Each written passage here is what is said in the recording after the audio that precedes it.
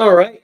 Thanks a lot, Tolemykus. We'll start off with your quote right away, and I think we all know what they're talking about. We have destroyed the former by the sword. We shall destroy the latter through starvation. Enver Pasha, Ottoman wartime rhetoric about coercive strategy. Thank you very much, Tolemykus, and welcome everybody. Who else is here? William Arends and Harro Bosma and Meandering Mike and Brian R. Smith. Great to see you all. Now let's get off onto, I'll leave your quote on there for a little bit, Tolemykus, and I'm going to pop on the add to the stage. I don't know why it keeps doing that. I'm like, can you just please? There we go. Thank you very much. All right.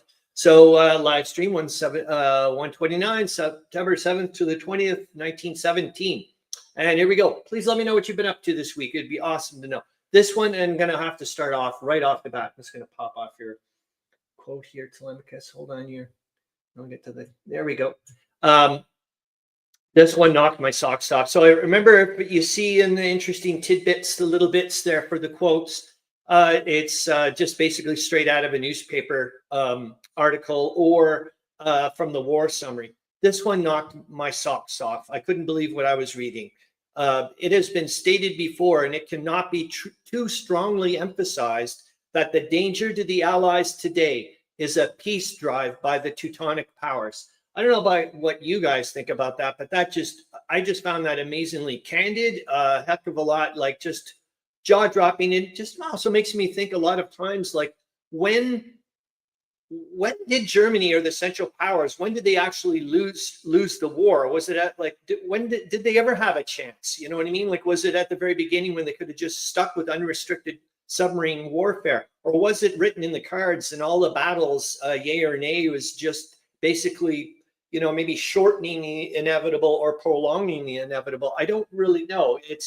I'm throwing that out with you guys because it also brings into another thing. We're going to go a little further on in here. When I watched a video there of the conclusions from Callendale about the Great War game that I keep putting in, BGG Game of the Week, and I keep never getting to it to talk about it with you guys. So I watched his conclusions anyways, and he was talking about, you know, how this and other games such as SPI and whatnot, if the player focuses too much on one front, for example, they can collapse that area and not have to worry about other ones, and it may not be so historically accurate. And you start talking about the economic models, and I started wondering about, like, do certain games in that way give us maybe too much flexibility? I don't know. I love it because I don't want to, I don't know you guys, I don't want to just go off into simulation land all the time. I don't want to have these premeditated things. I want to have, you know, choice and all the what ifs. Anyways, let's get away from the philosophicals and get off into here. Greek troops are replacing Italian troops in Albania right now, which I thought was kind of, I guess the Albanians, what can you do? It's like, you know, this or the other one. Not Albanians, though. Can I find information regarding aerial operations in Macedonia? I'd love to find out about them. So if anybody knows if I can get some, I'd like to know. Please lead me on to it. In the opinion of most of the military experts, there's a quote, the Austrians have no chance of winning back important positions they have lost or of checking an eventual march upon Trieste. I just popped that in because we know what's about to happen. We're getting awfully close to Caporetto. My goodness. Some people think that British and Japanese submarines and sailors are with the Russians right now. I vaguely remember we were talking about this a few months ago or whatever about the British helping out the Russians up in the Baltics there, and then they got stuck and they scuttled, I think, their ships or whatever. Or maybe I'm thinking about the armored tanks or the armored vehicles that they had up there. I think that it was, and it was this big long trek to get all the way through. But anyways, maybe I'm crossing the lines here. British, Belgian, and Portuguese troops seem to be doing well in East Africa. Boink, and here goes Meandering Mike. It's exactly these questions that make wargaming a topic worthwhile. Thank you, sir. And we're going to be hopefully getting off on more on this type of stuff in a bit. Because yet again, it was like, you know, it's inevitable. It's just the way it is. I'm like, I'm going with the way it is, but I'm like, you know, I'm swayed so much into the Great War. I'm like, but I look at the live streams and I'm like, my God, it's like 99.9%. I'm like, I still want to get into the gaming context of this, because it's extremely important, I think, for especially when I was just, like I said, on the off chance there with the amphibious landing of Tripoli, Lebanon in my narrative game. Like that just blew apart so many things for me to go and look at, and about reading up on the historical figures and so on and so forth, and finding out about logistics and amphibious landing issues, differences between World War I and World War II. And obviously they learned as they went, you know what I mean? It just blows me. Anyways, crisis is arisen in Russia, which may result in civil war. I was just like, oh, brother. Oh, brother, indeed. Heavy fighting, which has been going on for weeks, continues around Lens, with reports that Germans are using more and larger shells for gas attacks. And I think if anybody's been looking at the headlines and whatnot, noticing that the Canadians are involved quite a bit in there right now. There would be presented the amazing spectacle of a Russian army marching away from the firing line to make war on another force of its fellow countrymen. And this is about the talk about Kornilov and Kerensky and whatnot, and there's actually, the forces are actually leaving to go and attack the other Russians and whatnot. The Germans are like, what the hell? That without the financial assistance of the United States, the Allies would have been in disastrous straits today. So, this is why I'm bringing this stuff up again. And I remember way back when we started seeing the financial, when it almost seemed like the penny dropped in regard to when they started noticing that wasn't going to work. All of a sudden, we started noticing the drop in the mark and whatnot, and a ton of money being funneled towards the Allies and whatnot. I'm sure that they were going, okay, we know who's going to win. I'm just whatever. I'm just trying to put in. I don't know anything. I'm just see connections that may not be there. And this was all in quotes. That's why I popped it in here.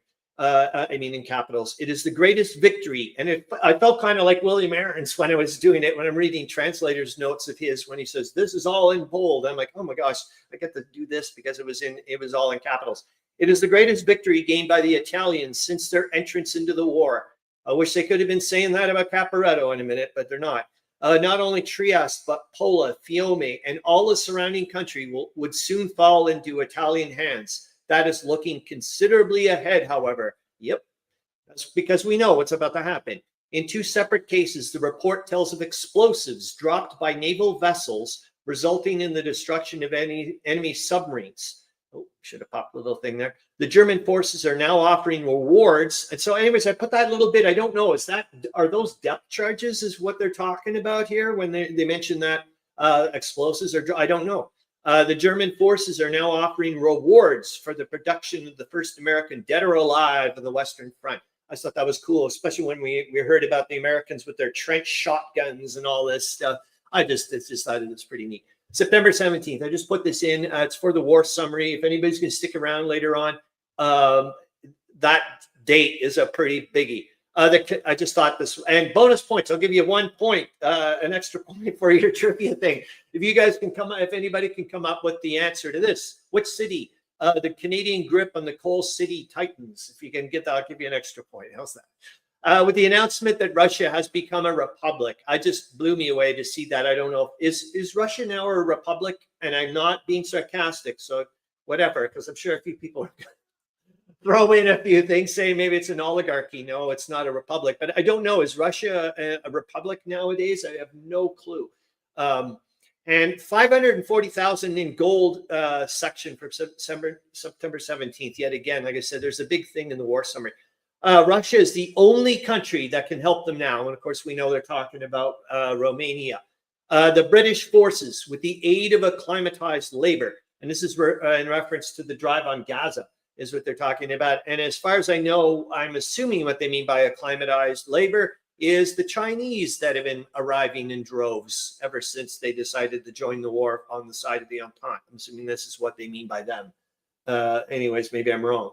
British Royal Navy developed the Type D depth chart. Okay, thank you very much, Tolemykus. Wicked. So maybe it is them. Here we go.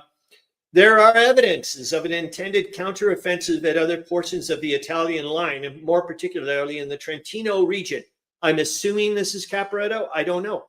There are hints from Washington and London that another sure thing in meeting the sub has been discovered, but it is not likely that anything more will be said about it should it be found to be workable. At first, I thought maybe this was the convoy system, but we're going to find out on the next one because I inserted it on purpose there. If the reported Edison invention, and if anybody knows anything about this, I would freaking love to hear about it. Great to see you, Gamers with Coffee. Well, great to see you.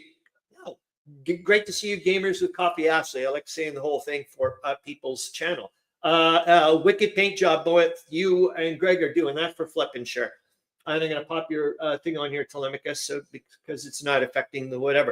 If anybody knows about this Edison invention, I'd love to hear about it. If the reported Edison invention for the deflection of torpedoes can be proven successful and applied to the large steamers, the war will almost have been won and the world will owe another great debt to the American genius, which I thought was totally interesting because later on, earlier on in the articles, I noticed a thing about at the Toronto Fair, the X or whatever, they mentioned that there's the Edison booth there. And at the Edison booth, they have a guy that actually spoke. He's speaking in real time to his recorded bit on the thing to show how amazing the phonograph works. And so I just popped this in yet again. I thought it was kind of neat. Can one doubt the growing feeling that the terror that possesses her as she sees the nations range themselves side by side against her? General Smuts, I just thought that was freaking amazing. And what is this? Edison was head of the U.S. Naval Consulting Board. I had no flipping clue. Holy cow. Thanks again, Tolemykus. Where am I here? Is there a predictable sequence of events to battles in trench warfare? I just would like to know what you guys think about this. Is there some way, for example, let's say I keep my airplanes off to the side and wait for the inevitable counter attack or whatever by infantry. Should I then come by now and straight the shit out, the heck out of you or whatever? I don't know. I'm just curious if people, if there was other ways of looking at it, or did people just keep getting into the same loop of thinking? I don't know. Oops, sorry, I'm late. I had to take I'm glad I popped your thing on by mistake, Charles Latora. I didn't notice that you were the next comment on the thing. Super great to see you, Charles Latora. And we have quite a bit of a talent while we are already been talking about the pre-Caporetto stuff. But I do want to mention on a side note, so that you brought it right off the bat.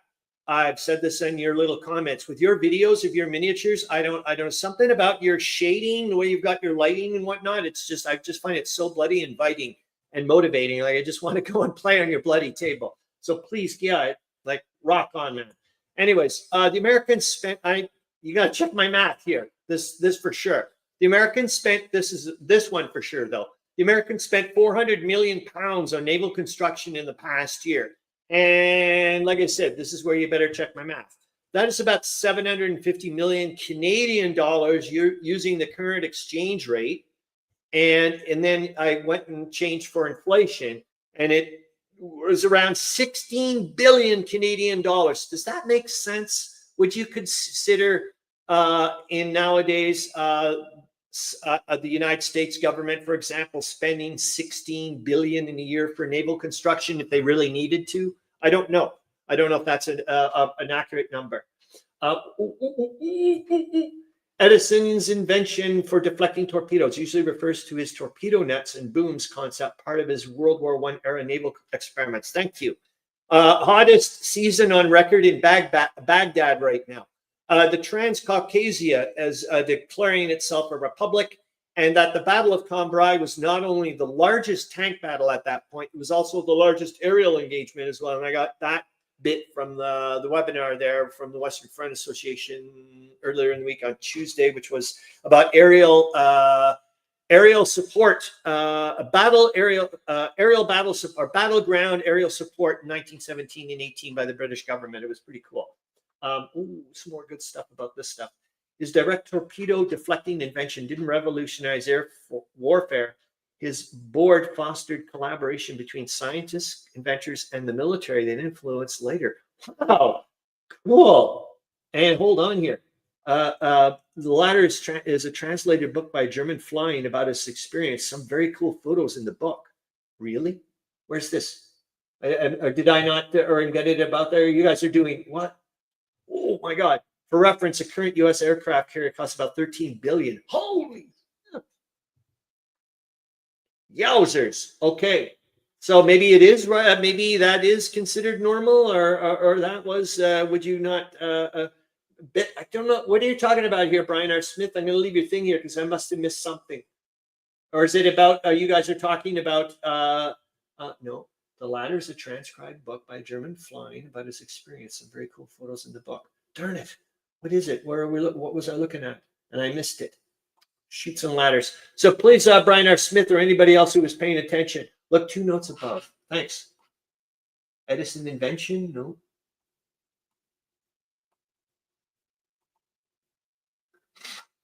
I can't find it. I'll let someone will figure it out. A reference, a current. No, I can't. I'm just going to leave it. I'll leave it alone and let you guys figure this out. What is going on right now in World War I? And we're 16 minutes into, so I'll let you guys figure that out while I go off and let's get into this stuff.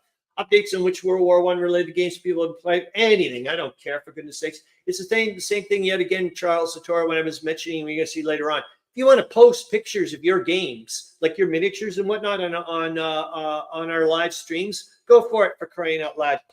Please bring them, post them. I'd love to have them on here, and I think other people would love to see them too. Like I said, I just love the way you do your the lighting and everything. Is just so real. If you can get right down and get some really cool shots. Anyways, let's go off to the articles, and I'm going to stop the screen and hold your horses here. And we're this one, we're not going to read it out or anything, but I certainly do want to read it out at some point, just due to the fact that I know it's brutal. Actually, it looks half decent on that screen. It looks horrible on mine. An alternative conscription. And it's basically this guy writes about talking about why not conscript wealth instead of blood. And I would love to write this, do a thing about it later, like do one of my little things and pop it up on the YouTube channel. And here we go again. And remember, if I'm ever driving anybody nuts with the same topic over and over again, just please let me know. But anyways, here's yet again about the conscription issues going on in Canada, and now this divide between English-speaking, primarily Quebec and the rest of Canada. I could see anyways right now. And the nice thing is, if people stick around for the ATAs, William Arends provided a fair amount of material from the German newspapers about Montreal riots that are going on. So I was like, this is awesome. Actually, there was lots of good things about William Arends, about your ATAs. I would say 3/4 of the way when I was reading the first translator's note, I forgot that I was actually reading your thoughts and like your notes. And I was like, oh my God, this is so well written, so well thought out. I thought I was reading like from a reporter from way back when. That was amazing. That was really cool. Secondly, you're getting information that is on the same battles and whatnot, but obviously a contrasting viewpoint, like a lot of stuff about what's going on right now. Oh, darn it. With the third battle of Ypres and so on and so forth. Anyway, so here it is about anti-conscription order, pleads guilty and is remanded. So there's another thing about what's been going on. 19 killed in motor accidents. The reason I popped that in, I'm never going to happen, but I would love to notice the difference, because I have been noticing over the past few months in reading the newspapers, there are tons of new car accidents and car deaths, and so it's early days for people to understand how to use cars. So I'm curious about 19 people killed since January in Toronto. Looking at their population, what is the difference between now and then? Is that really bad? I have no clue. The call to arms, and this is another thing I would love to read up a little bit about. Is I started reading just a tiny little bit about it, but he's yet again going on about it's some really, really good stuff here, and it's yet again about the divide between English-speaking and French-speaking Canadians in regards to the conscription thing. Keep the corps at full strength, says Canadian commander at front. It's just this thing here. 35 times the capture of Hill 70, and boy, oh boy, that was another fantasy game design I would love to do is do Hill 70 from, what is it, 1915, and then Hill 70 in 1917. That would be pretty cool. Well, at least it would be for me. No, Charles Latora, the Deutschland is, well, he's not the captain, I guess. It's not like, darn it, what's his name? Paul Koenig, the Deutschland designer, commits suicide. Anyways, and he committed suicide in the United States. He was, it sounds like this, who is by hanging. Yep. He was at the U.S. there as a prisoner or whatever. And there he is, some more stuff about the anti-conscription that's going on in Montreal, and another one, Dynamiter's plot related in court. Here we go. They're just like all over the place. Oh, this one I thought was really neat. I mean, what are the odds, guys? What are the odds? Okay, I got to bring this back to normal. So if you look at the bottom here, I used this week right here. You can. Oh, I'm actually going to maybe have to pop it on here. It's just the text is brutal. 21 minutes in, Christopher. Okay, look at this. Fruit embargo remains. Okay. Now let's go take a look at the headline. Maybe me just being whatever, but I thought this was pretty funny. What are the odds? So Italians beat desperate foe. Repeated Austrian efforts to regain lost grounds are fruitless. I was like, well, no kidding, because there's a fruit embargo in effect. Sorry, I just thought, what are the odds of having those two things on the same page? And then yet again, I've mentioned this before. I thought, follow the money, man. Russia and the market, and starts talking about the revolt in the Russian army was petering, but appeared to be the dominant influence in the security markets yesterday. What else have I got here? A whale of a story. This is just yet again to remind me the differences between nowadays and over 100 years ago. I was like, what in the world? Here they are just talking about it like it's everyday normal occurrence, that there's whaling going on in Canada. I was like, whoa, like, you say that now, people would freak out beyond belief. So there we go. Let's go on to this super quickly. So, but we're going to make it back to and then we'll go off into some really good stuff. So this is a book I started reading a little while ago. Well, obviously you can take a look because I'm only in the introduction. The Struggle for Mastery in Europe, 1848-1918. And it's this little bit here. I'll make it a little bit bigger so we can just take a look. I just find these, and I'm just trying to provoke stuff into whatever. The First World War was on the part of Germany's enemies, a war to preserve or to restore the balance of power. This is all stuff I'm just starting to learn. I don't know much about the balance of power and all this stuff and what was before and what is now and so on and so forth. But I'd like to learn. But though Germany was defeated, the European balance was not restored. If the war had been confined to Europe, Germany would have won. She was defeated only by the entry into the war of the United States and I guess breaking of the Monroe Doctrine. This book ends logically when Europe ceased to be sufficient unto herself and when her destinies came to depend on forces in the outer world. I was just like, whoa, that's pretty good stuff. And then did I pop another one in here? Nope. Oh, yeah, I did. This is just wondering. Now I'm starting to take a look at how people may have actually seen Germany. And also France in particular.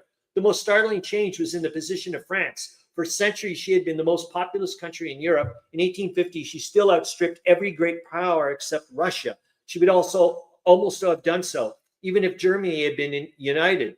By 1910, she was the least populous power except Italy, and Italy was fast catching her up. She had 14% of Europe's population in 1850, less than 10% 50 years later. Against this, Prussia was only 5% in 1850, and United Germany 15% in 1910. I was just like, wow. And okay, we're going to stop that, and then we're going to go back to the narrative to take a look at what the world I should be getting more into, so we don't go off into Wonderland. There we are. And we did more or less. Yep, we did. And now we're going to get into the Tolemykus engagement of the week. Question of the week. How did submarines change naval warfare during War One? And I'm going to say this right off the bat as a follow-up. If Germany had committed themselves to unrestricted submarine warfare at the beginning, didn't stop. In other words, didn't cave in. If the Kaiser didn't cave in at the very beginning there back in 1915 or whatever, what if he had, they went nuts. I know they didn't have the capacity to do what they could, but was that their best chance? You know what I mean? So anyways, there we go. For me, I mean, that was monster. I would like to know, I don't know, I know barely anything about World War II, but I do know that there was a lot of, yet again, a naval blockade and submarines were used quite a bit, for goodness sakes. You guys know way more than that about it. So what was learned? Did they do the same? Were they trying to do the same thing all over again? Was Germany doing the same thing? I don't know. Anyways, here we go for the trivia questions. Oh, you had to switch to Meandering. Mike had to switch to cellular. And look at this, the first time in history. We're over 100 points. We got someone with 3 digits. Brian R. Smith at 101 points.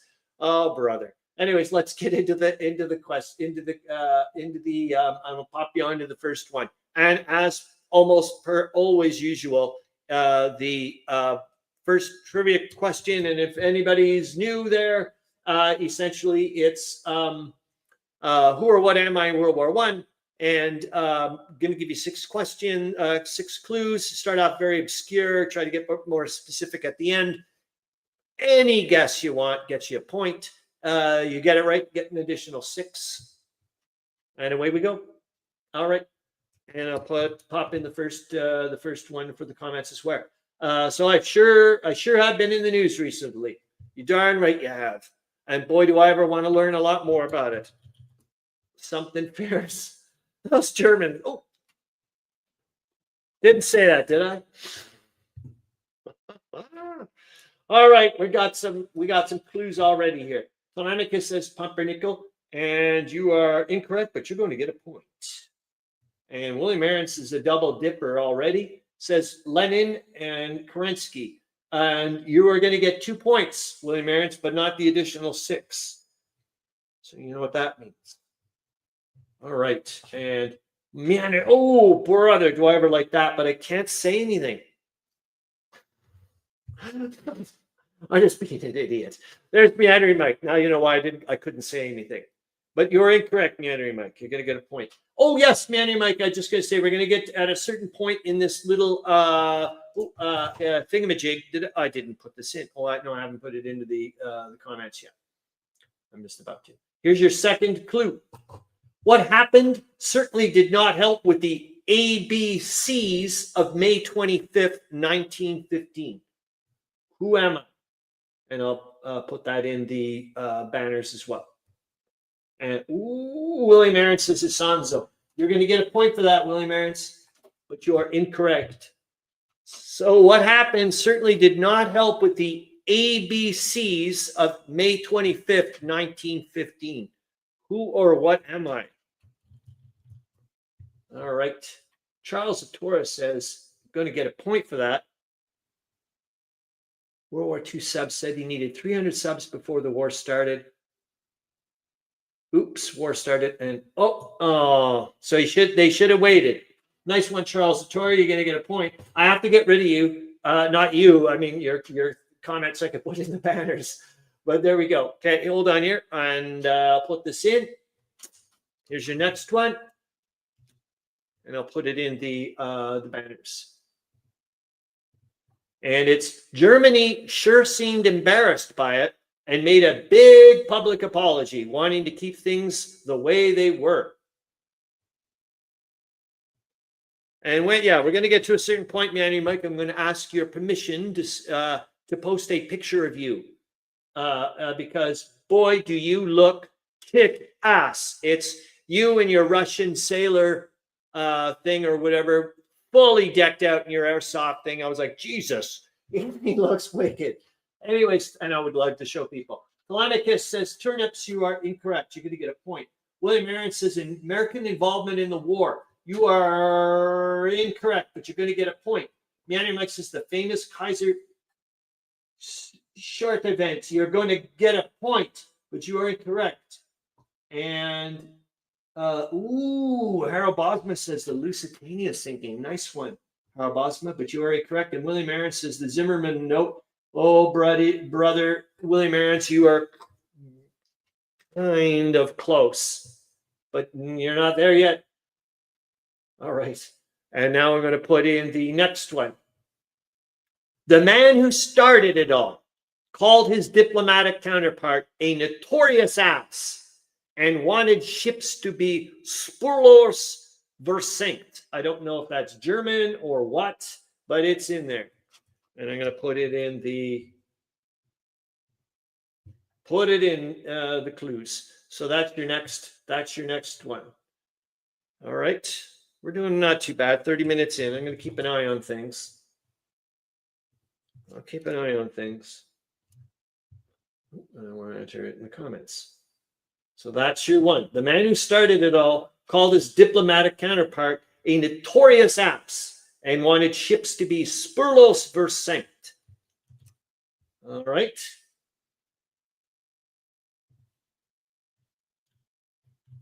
Sinking of the Triumph. Meandering Mike is going to get a point for that, but you are incorrect.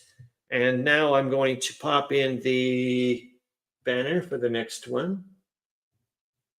Although it looked like things would go sour for the Central Powers, President Uruguayan or whatever refused to cut off diplomatic relations and declare war.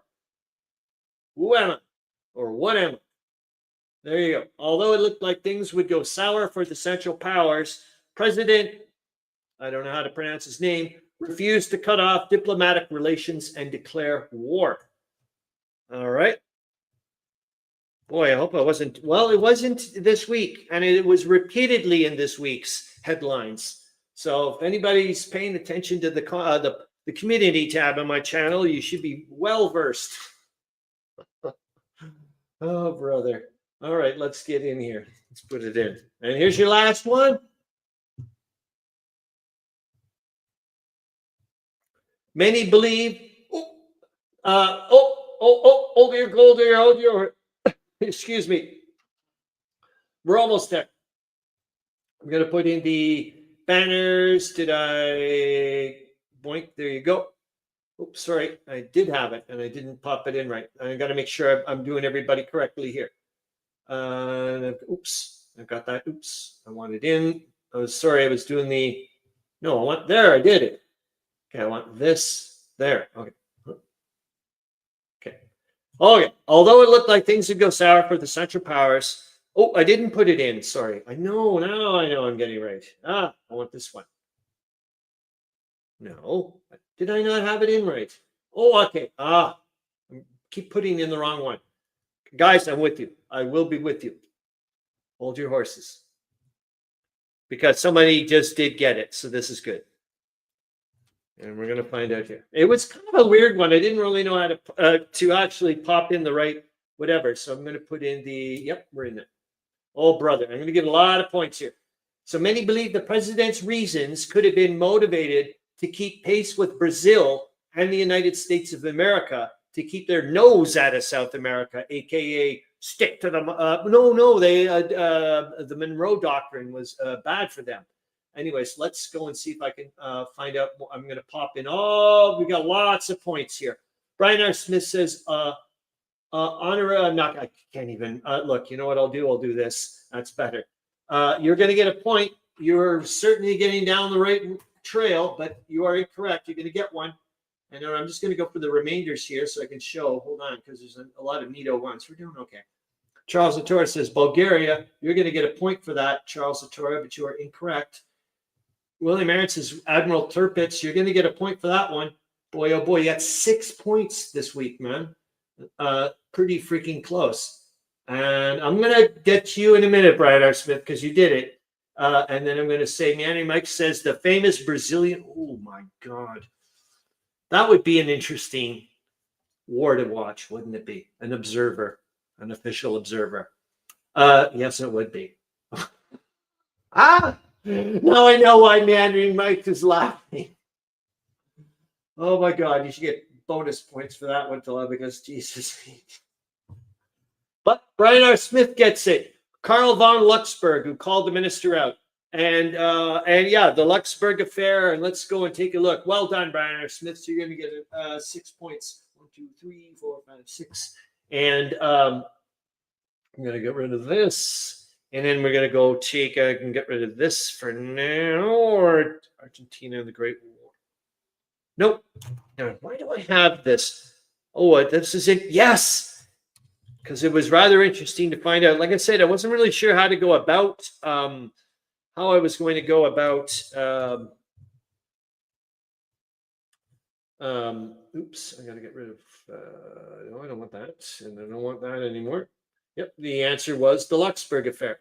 And we're going to show you that. And then I'm going to hide this, hide that, and then going this, share the screen. So I can show you this bit, and then get rid of me.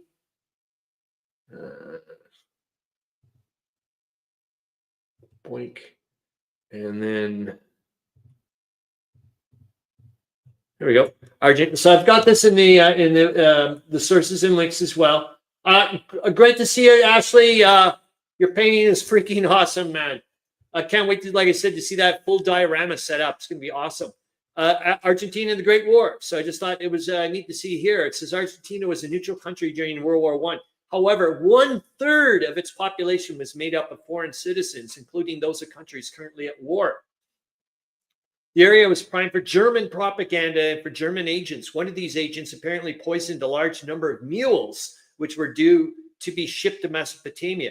There's also, this is here, was this monster bit here about the efforts on the ground by the British community in countering the propaganda were effective. I'm sorry, guys, yet again, let's start talking about gaming. I don't know about you guys, but this is, isn't this kind of like maybe coin oriented game? You guys know more about this than I do. I've never played a coin game in my life, but doesn't this have aspects of coin game in it? You'd have the Argentinian government, you'd have the British community trying to screw around, then you've got the German. I wonder, I don't know. And this is, look at this. Looks like a special crest that the British were given. I don't know. I'm just saying. It looks like, look at all this stuff just sitting there. So I thought maybe you guys would be interested. And let's go take a look. And do I have Mr. Luxembourg? So you guys can see who the hell I'm talking about. Yes, I do. So I'm going to get and stop the screen, and then I'm going to show this. And there's Mr. Karl von Luxembourg. And do I have anything else for the, oh yeah, I wanted to mention the ABCs. So that's why, oh yeah, maybe we should have gone through all the whatevers. The reason why I brought up the ABCs was the alliance between Argentina, Brazil, and Chile. And they talk about that. It was also trying to counter a little bit of the American influence. They wanted to have their own economic bloc and whatnot, and, you know, get onto the world stage and so on and so forth, and avoid war, all that, you know, through that type of conflict. So it was pretty neat to read up, and that, you know, gave me some extra little bits to bring into. So let's go off to here and let's go take a look at the narrative. So we got that done. Trust me, we did do yours last week. Hold on here. I want to get back to the, is this how I do it? Yep. It was like this. Nope. Ouch. Like this. All right. There we go. And you guys can see that pretty darn big. All right. We will go. I want to just scroll down because we're into 20 minutes. So I really want to make sure that we get into certain bits. There we go. And you guys haven't seen that, but you're about to. I need to show you that. I'm getting off into, where are you here? There we go. So we will go to your disappearance of the German gold caravan, 1916. I hope to God we do. But I wanted to get a little bit into the community contributions. And one of them, for flipping sure, is World War I war game retrospective videos. And the Grog Shed mentioned them. And I'll pop his little tiddly bit that he mentioned in it here. Where are you? I'm just going to get it in there. And here's what the Grog Shed mentioned to me earlier in the week. Hi, Chris. Hope you're doing well. I stumbled across a couple of retrospective videos on World War I war games that I have not seen before. I haven't seen them either. They've got, well, we're about to go to their YouTube channel. They've only got like 105 subscribers for crying out loud. So let's give them a whatever. As not to mention, their screen is the SPI 19. Well, you'll see when we get to it. I thought you may be interested. You haven't already seen them. 3 old guys, hobbies and games, and now we're going to go to them as soon as I pop in the get it in the links, and I can get it in rid of the whatever. Yeah. Where are you? No. Oh, there you are. So let's take a look. It's gonna pop them in here. You guys can see it. Anyways, you know what? I think I'm going to talk to these guys and see if they can they like let us do, like, wouldn't that be neat? Let's see if I can. We haven't seen it yet. Hold on here.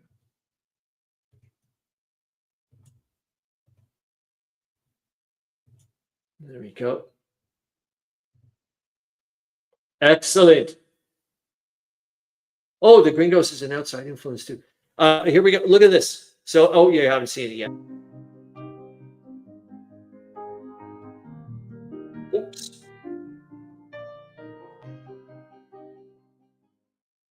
Hi, I said in an earlier video that I was going to be doing a World War I retrospective on different games that were created, and I'm going to begin that today. But first I wanted to say a brief moment about why we're doing World War I. Most gamers especially consider it to be a particularly boring subject for a war game because basically everybody sat in trenches for 4 years and nothing really moved. And that's not very exciting in war games, but that turns out not to be the case. There are some excellent war games out there on World War I, and World War I is important to us here today simply because it created the world that we live in. What do you think of that? Talk about cool. So anyways, thank you so bloody much, Grogshed, for bringing that in. I can tell you that much. There we go. And we're back out. I think I'm okay. All right. I don't need that anymore. Let's get back to that. Aha, there we are. And that's, let me make sure that I get to the, so you guys can see what I'm seeing. Narrative. Boink. All right, and we're back. All right. Fortifications around Portsmouth and the Queen Alexandra Hospital. That's by Lee Fisher. Remember last week he had the little bit there with his great-grandfather, Christopher Marsh. And then we tried to look up his stuff, and Manny and Mike was able to figure out what base he was at in Salonika. And then I wasn't sure if it was Queen Anne or something hospital. Anyways, he mentioned that it was the Queen Alexandra Hospital.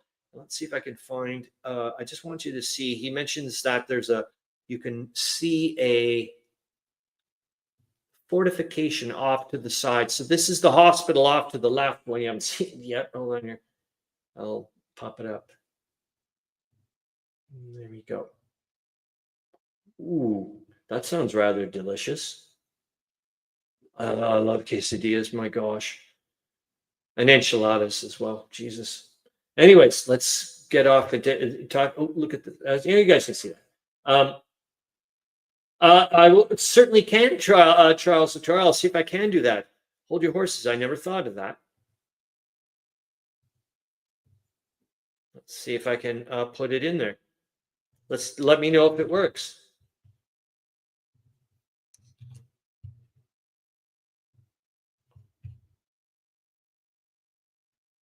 I hope that works. So that I'll get rid of me. Is it not? I want more. Oh, there it is. There we go. And there's the fort way up at the top there. And there's part of Queen Alexandra Hospital that was built as a military hospital, I think back in 1904. But there's that huge fortress around a part of one of the fortifications around Portsmouth that he wanted us to take a look at. And there we go. So I'm going to pop this in, and then I'm going to get back to me for a second, and then share the screen to the narrative. See what we're looking at. Oh my God, what the hell's happened? 15 minutes left. Lord of mercy. Okay. This for sure I would really love to try to do with you guys. Wicked Manny Mike. I'm glad to hear that it works. Charles Troy. Thanks, man. I know. I was like, oh boy, I can't wait to take a look at that. My jaw dropped. I only saw 100 subscribers. Maybe they're brand new. Mudblood Movies, MGM. So since, as some of you guys know, there is sometimes dead air or whatever every second Thursday, roughly at around 8 o'clock. I'm watching stuff regardless if people are not watching it or not. And so it's going to be invite only if you want, like if you want to watch, like I said, I'm going to be watching them or not. And I'll be watching them on Zoom.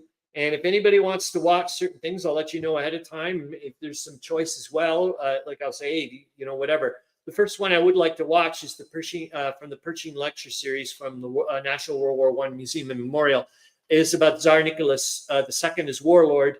And so I'm going to find out whenever, I think next Thursday, should this upcoming Thursday, there's probably not, I don't think there's a Compass Games Town Hall or anybody gaming related that's got that segment set up at 8. So I'm just wondering if that's a possibility, if you guys are thinking about doing that. There's a Leanne, I think some of you guys know, and let's see if I can find the link, if I can find it. And then we're going to start getting off into Meandering Mike picture land is what I was trying to talk about. If hold on, here is, we never got to Winged Victory. How did I bring up Winged Victory? Oh yes, well let's just take a quickie look because we're going to have to go to a website anyways. So this, and I'll get rid of me so you can see it more.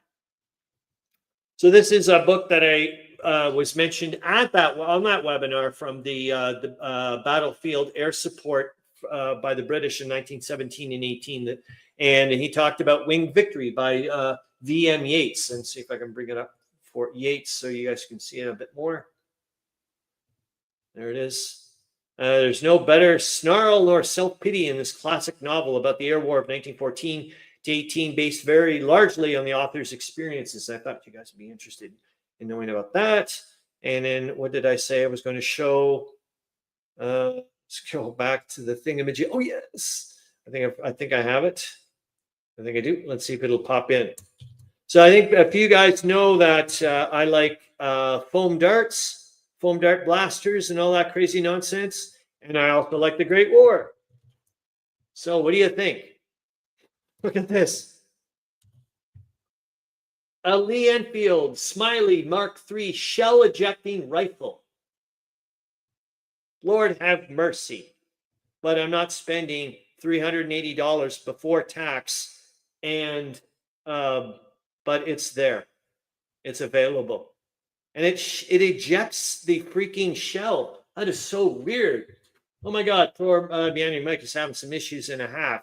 Anyways, there's the Lee Enfield thingamajig. What else did I want to also show you? I brought in the winged thing there. And then what else? I got to look very quickly at the, well, Meandering Mike didn't say anything. So I'm going with it. I'm sorry, people, but I'm going to show you something. I'm going to show you a picture of Meandering Mike. And I think he looks pretty freaking kick-ass. So hold on here. I got to pop it up. Do I have you? Oh, yeah, it's in the downloads. So where would you be? I thought I would hide you in here. No.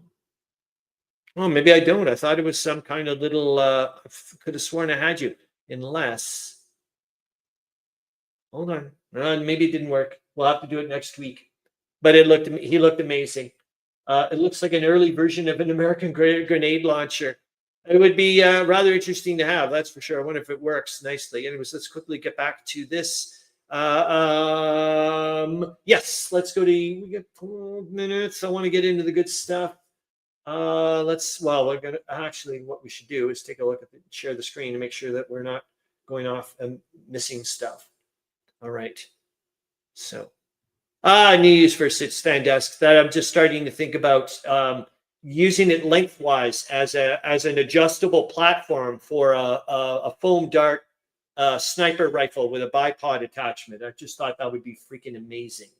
Oh, really? Thanks, Brian R. Smith.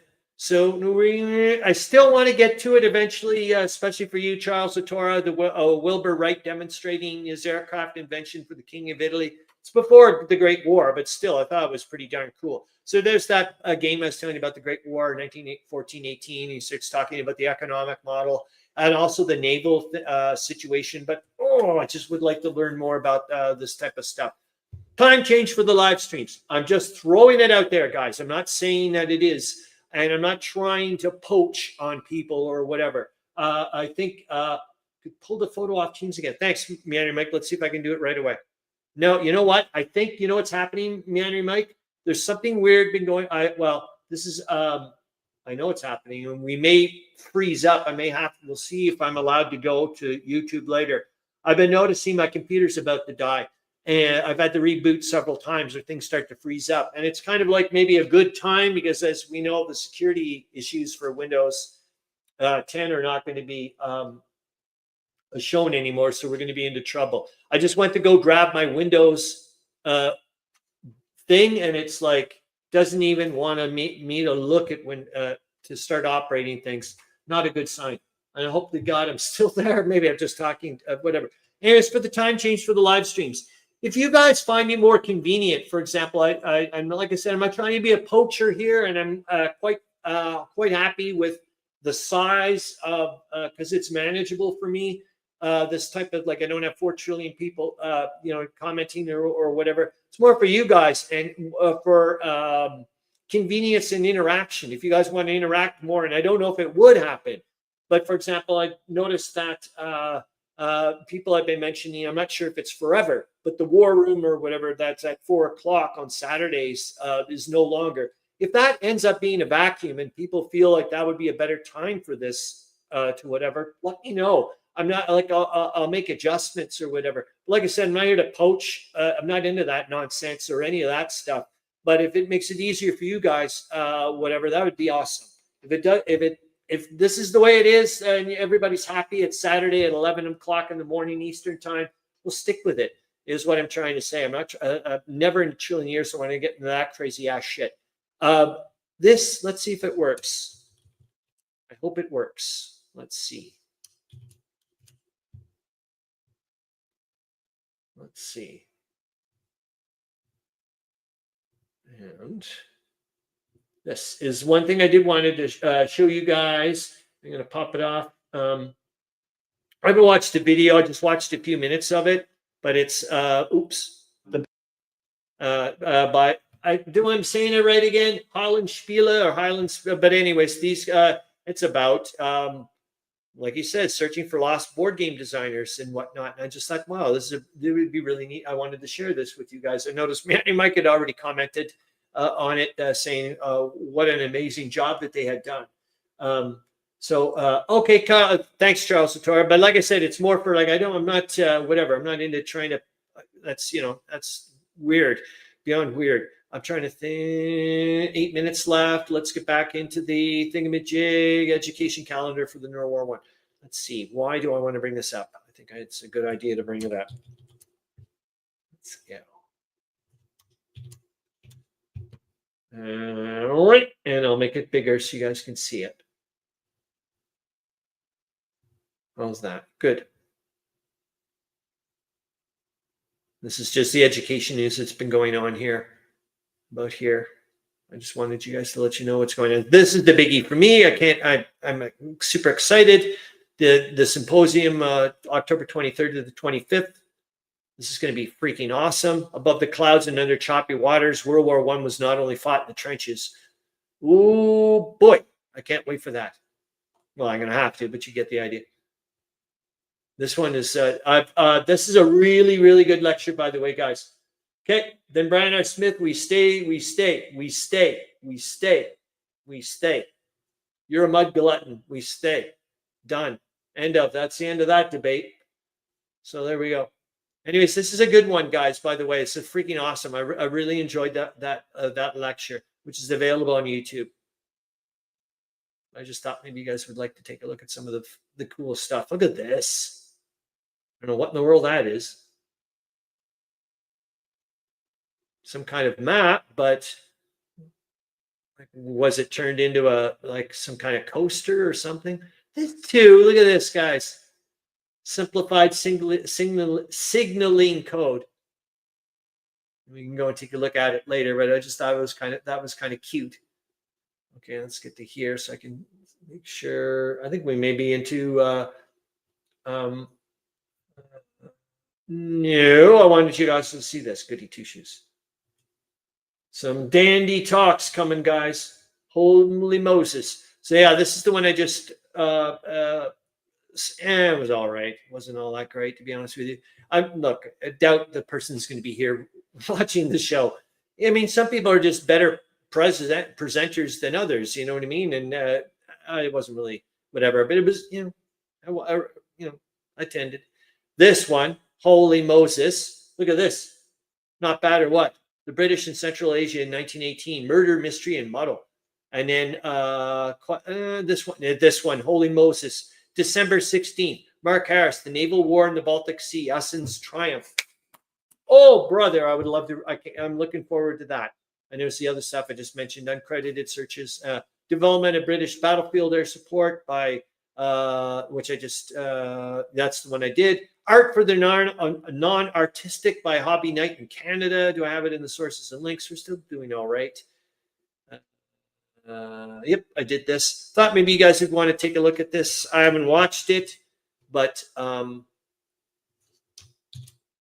I saw non-artistic, I went, boy, sign me up.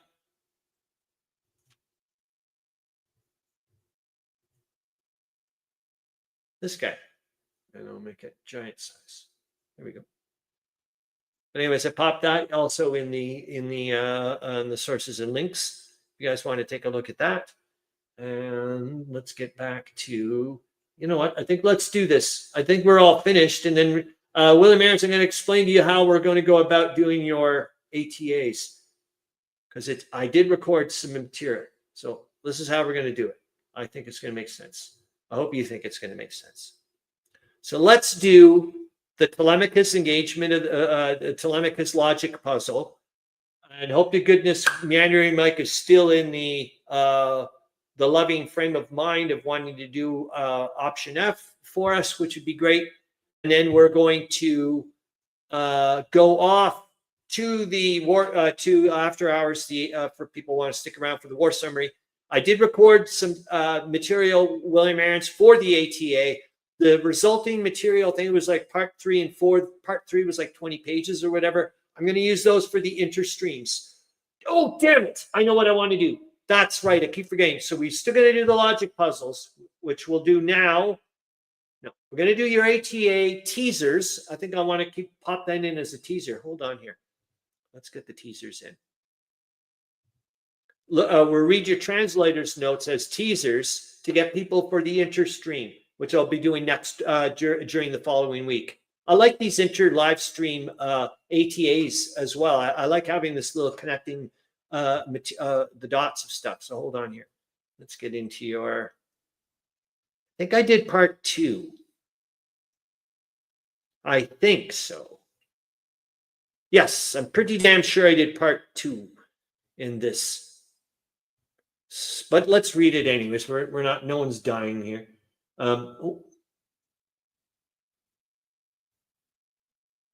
Okay, so I hope you're reading that, William Arends. I'm going to start reading this though. Translator's note: looking further in the evening edition of the September 1st, 1917 issue of Berlin's latest news, I saw these 4 short dispatches. Yes, I did I did record these. So we're going to stop then. I'm not going to show you this one. Hold your horses. You'll see what I mean. I'm going to go to 3. And I don't think I need to do number. I'm going to get rid of you then. And here we're going to read the translator's note. So this will be for the interstreams. Oh, darn it. Why did I get rid of the narrative? We have to go to, no, we're all right.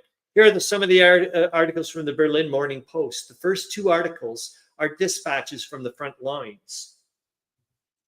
Because of wartime censorship, these articles are not different than those in any other German newspaper. The third article has to do with politics in the Reichstag. In this, the Berlin Morning Post showed a more progressive editorial viewpoint than Berlin's latest news exhibited. The more conservative and reactionary elements of society and the German establishment were called out in this article for their desire to end the influence that the progressive majority of the Reichstag was having on the government, even if that majority did not make up the members of the ruling council of the Bundesrat. All right, and I'm going to see if there's any more in your translator's notes, if you had any. For this one. If you didn't, we'll go off to number 4. Oh, we do. Translator's note. The two most interesting aspects of the following opinion piece are that the conservative groups and parties were pushing for an election while the war was still raging. A wartime election was something that had happened and would be done again in the USA, but was much less likely to happen in a parliamentary system such as in the British Parliament of the United Kingdom. The other main point to be made in this article was the desire of these conservatives to have the government run by a strong man, as if for them the Kaiser, his chancellor, and the military leaders of the general staff were not sufficiently strong enough. This hoped for political outcome was being put forth as a future option for Germany, while there was currently a soldier who was serving in obscurity on the Western Front. Gefreiter Private Hitler, the man who was destined to soon play the role of the strong man of the right, while choosing to prefer to himself as the Führer, the leader, in the next tragic acts of the bloody drama of German history. It is shocking to read that there were leaders of the ultra-conservative group, the Pan-German League, der Aldeutsche Verein, such as Heinrich Class, who were openly anti-Semitic and also saw the annexation of European lands and the displacement of other ethnicities in favor of increased German settlement as an important expression of German nationalism based on the supposed cultural superiority of the German people. They are also among the first to call anyone not 100% dedicated to continuing the war as an enemy of the nation and its people. As Nazi totalitarianism came into being, some of the followers of this imperial era German ultra-nationalism broke with those fanatics in the 1920s and the 1930s, but others in the German nationalist movement helped to provide the intellectual foundation and the institutional antecedents of those who followed German nationalist ideological extremism that first arose at the end of World War I and who then became the undisputed rulers of Germany until they, Hitler and the Nazis, were consumed by the Götterdämmerung, twilight of the gods, of the 0 hour that occurred in May 1945 at the end of World War II in Europe. All right, now let's get into number 4. Is that it? Is that the end of? Okay, so that's it. Okay, so then we have to go. We're going to stop this. Nope, we don't need you anymore. But we do need to go to the Tolemykus's logic puzzles. And that'll be that. You're darn right, Charles Latora. You are darn right. Jaw-dropping stuff. Okay, let's get into the Tolemykus.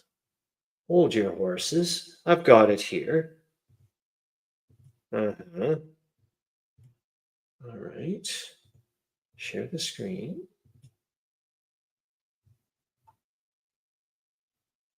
Uh-oh. Oh.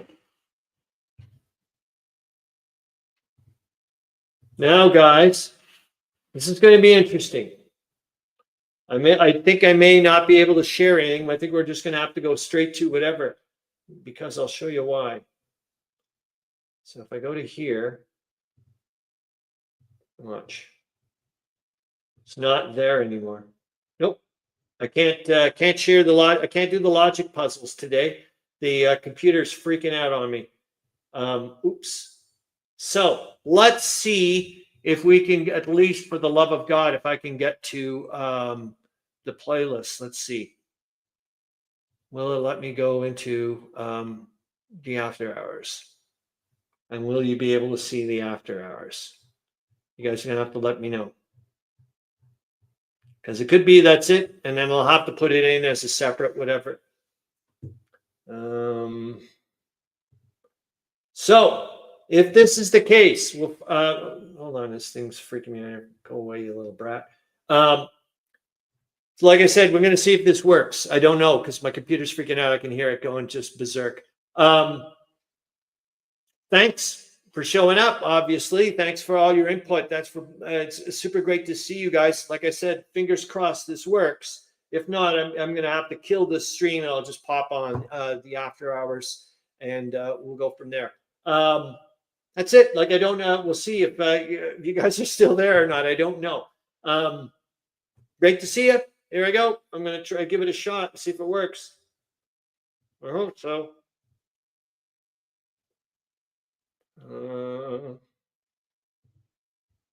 There we go. I'm going to turn myself off.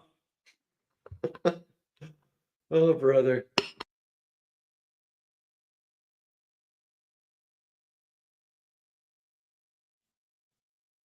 All right, here we go for live stream 129, the after hours war summary for September 14th to September 20th, 1917.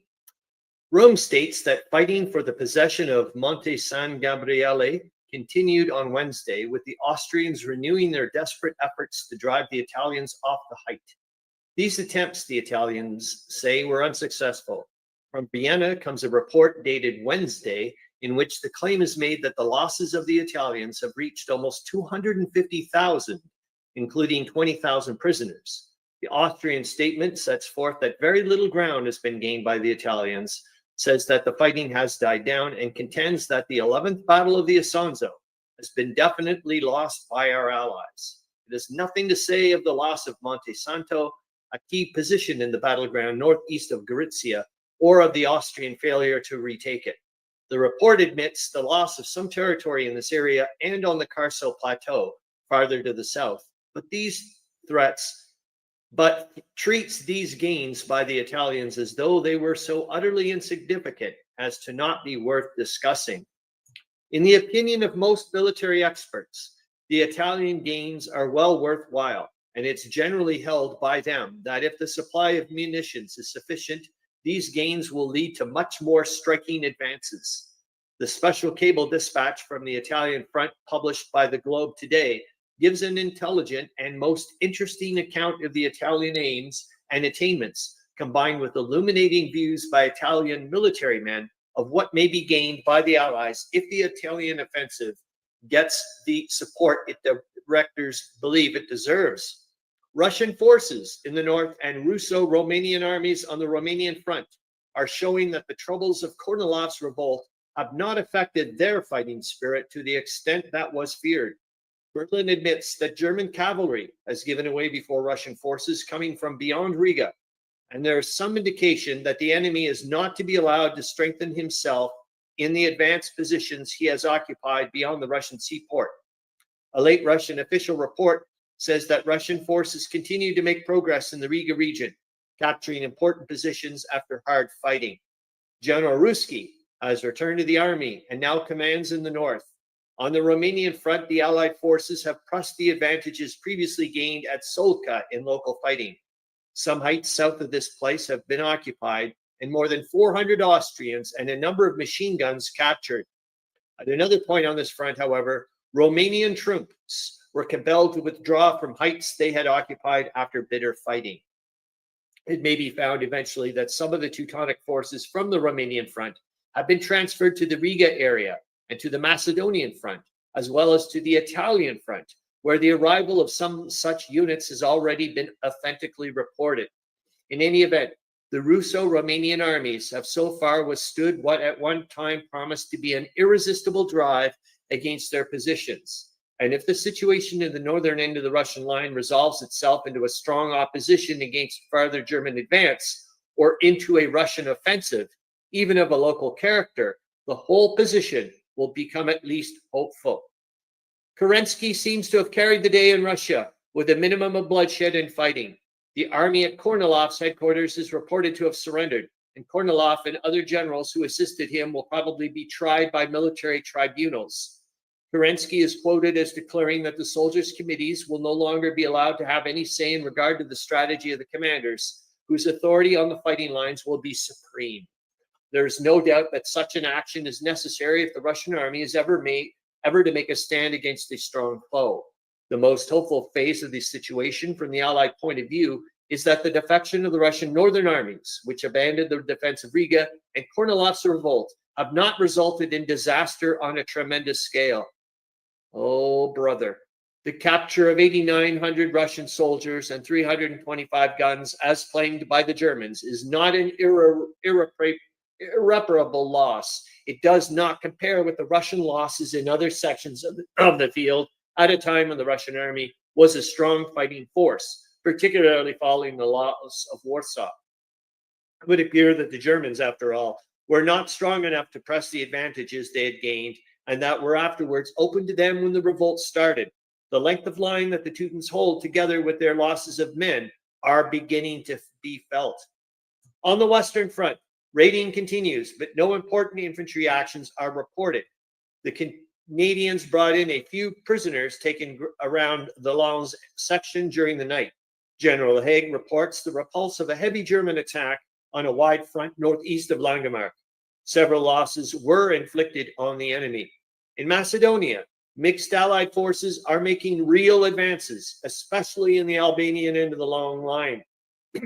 Berlin reports that only a weak French detachment penetrated the mountain region, which is rather a strange way of admitting a defeat. It is the greatest victory gained by the Italians since their entrance into the war. This is the striking statement contained in an announcement made by the Italian embassy at Washington, declaring that the top of Monte San Gabriele in the Gorizia area, together with some other important positions there, had been captured from the Austrians. An almost equally striking claim is that contained in the words, "The fighting in the region of the forest of Tarnovo was very severe, as the Austrians had assembled an enormous amount of artillery there. The positions there were taken by infantry attack at heavy cost to the Italians. There's a town of Tarnovo nearer to Monte San Gabriele than the forest. Through the latter, a road runs to Laibach, which is 40 miles away from the advanced Italian lines. Much difficult country lies between them. But if Laibach were reached all the railway communications for Austria to the Dalmatian coast would be cut off. Not only Trieste, but Pola, Fiume, and all the surrounding country would soon fall into Italian hands. That is looking considerably ahead, however. For the moment, the Washington Dispatch would indicate that a good deal more progress has been made northeast and northwest of Gorizia than the Italians have previously been credited with. An official dispatch from Rome saying that rain had impeded the fighting is believed to have been sent earlier than the advices to the embassy at Washington.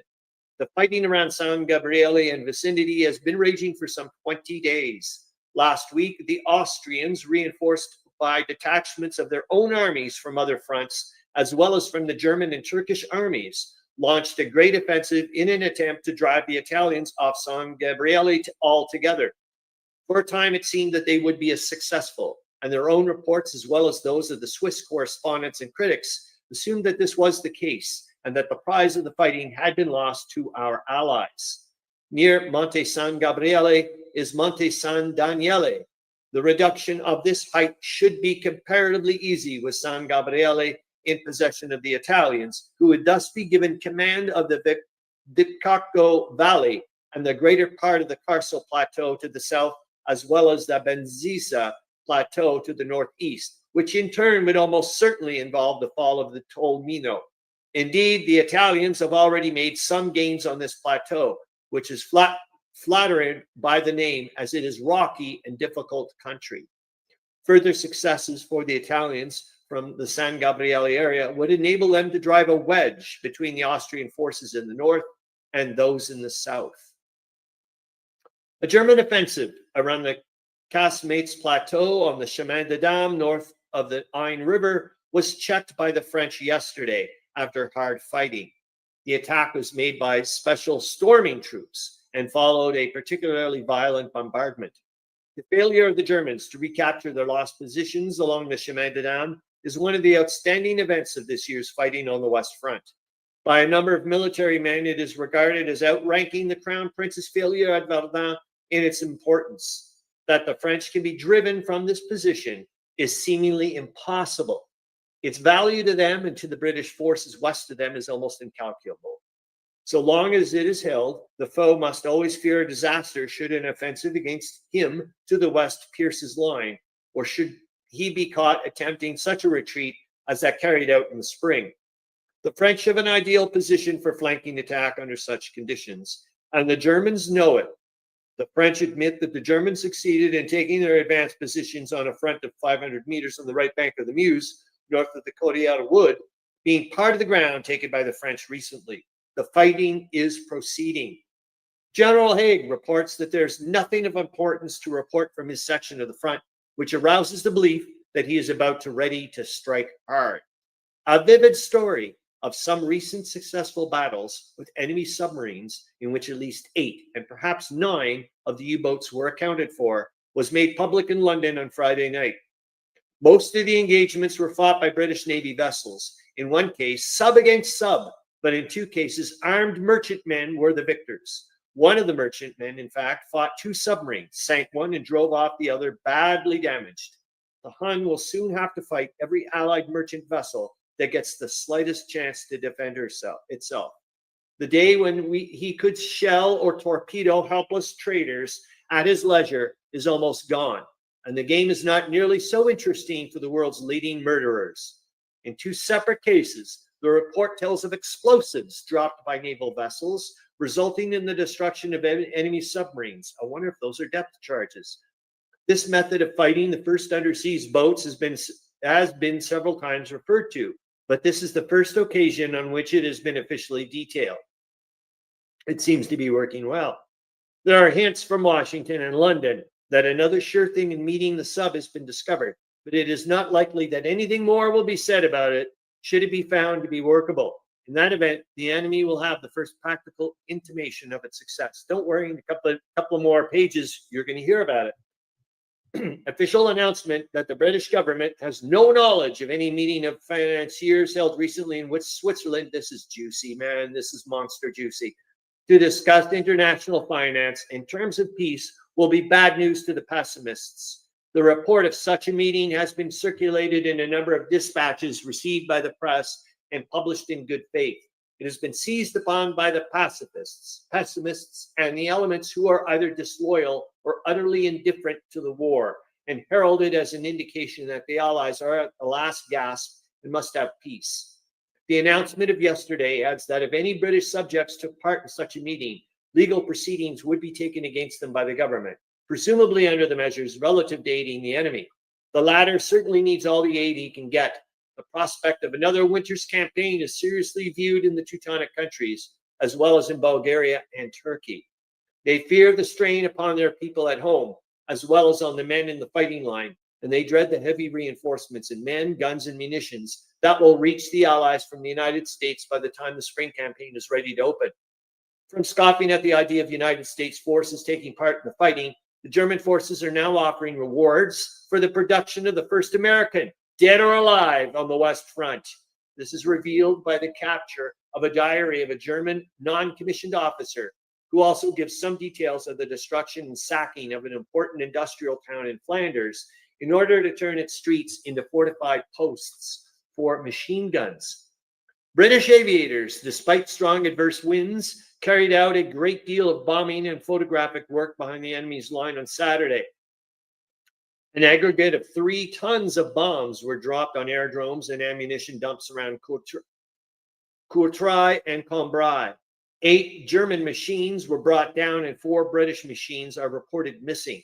The Germans raided the British trenches on part of the Ypres sector, capturing a few prisoners, but later an attempted advance by their infantry on the trenches north of Langemarck was stopped by British artillery fire.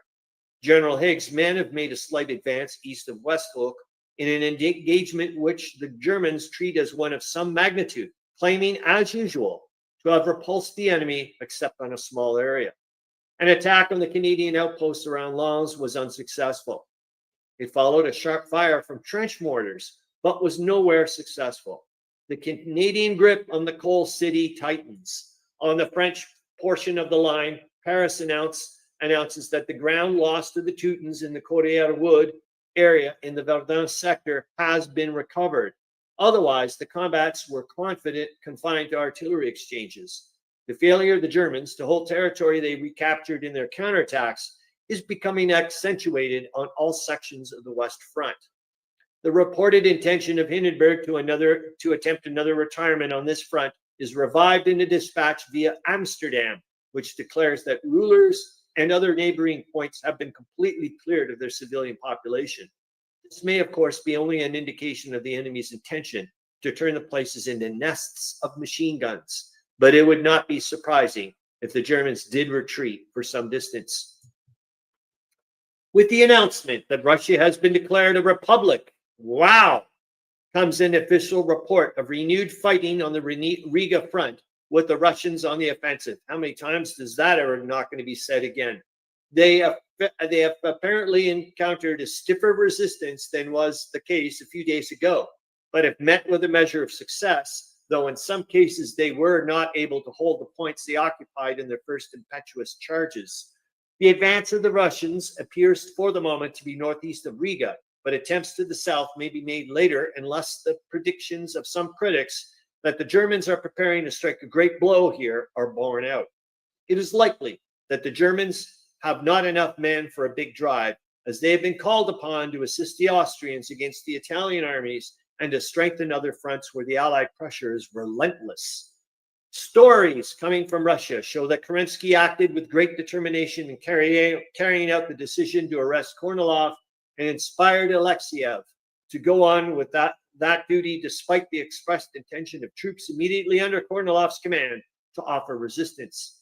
In the Caucasus, the Russians admit a defeat by the Turks in a battle for mountain positions. The seizures of $40,000 in gold on a Spanish ship leaving a United States port and believed to be destined for Germany is an indication of the determination of the American authorities to close every loophole whereby aid may be given directly or indirectly to the enemy. The money was found in a barrel of pork on the vessel, and members of the crew were taken in custody on the charge of violating the regulations against the exportation of gold. The United States Secret Service and port officials are more alive today to the schemes whereby the enemy has been receiving aid when they were before their country entered the war. And in this respect, they are doing a mighty work for the Allies. Russia is able to claim officially that in spite of the disorder caused by Kornilov's counter-revolt, an advance of 7 miles has been made during the last 5 days in the direction of Riga. In fact, the report declares that our troops are advancing upon Riga and that the morale of the army is splendid. It is too early to accept this report as indicating that a serious attempt to retake Riga is being undertaken by a large force. But one is entitled to hope, in view of the recent announcements, that General Ruski is in command of the forces in this area and that General Alexeyev has succeeded Kornilov as Supreme Director of Military Movements, although Kerensky remains nominally Commander-in-Chief. It is certain that the Germans would not give up Riga without a tremendous effort to retain it, if for no other reason than its importance as a shelter during the winter. If the Russians are bent upon a serious attempt to recover the city, we are likely soon to be in a position to judge of the relative strength of the Teutonic and Russian forces in this sector, and to make conjectures with some basis as to the prospects for a Russian comeback elsewhere along the hundreds of miles of fighting front. Apart altogether from the larger strategic view of the situation, the great hope of the Allied peoples is that the Romanians are to reap some reward for the magnificent stand of their armies in an attempt to save some of their own country. Russia is the only country that can help them just now. Oh, brother. Active on the Western Front is still largely confined to raids on a large scale and to aerial activity. The German reports pay some attention to these raids and also speak of the intense artillery firing on a front extending from the coastline to the River Lys. English and Scots regiments have been active in the latest raiding in the neighborhood of the Arad-Douai Railway and accomplished their work with a thoroughness that pleased their commander-in-chief. It would not be surprising to have word any day now that the American troops have taken part in raids, and the Allies may look forward to such an event with confidence. British naval aircraft have had a hand in the attacks on the foe, having bombed warcraft and trawlers in Ostend and other ports. It is believed that they destroyed some of the lighter craft. In addition, there were victors in some engagements with some of the enemy aviators. An attack on the French lines was repulsed.